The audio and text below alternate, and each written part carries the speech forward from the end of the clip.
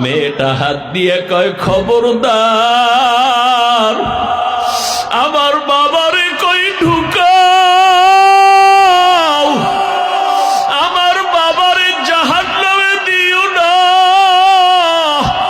ও ফেরেশতা, যদি আমার বাবারে জাহান্নামে দাও, আমাকে আগে জাহান্নামে দাও। আমার বাবা এত কষ্ট করেছে, আমাকে লালন পালন করতে গিয়া কত কষ্ট বাবাই করেছেন।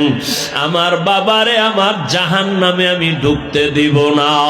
ফেরেশতারা নিরুপায় হইয়া এই হাতে ধইরা তারে দ্বিতীয় জাহান্নামের দরজায় নিয়ে গেল।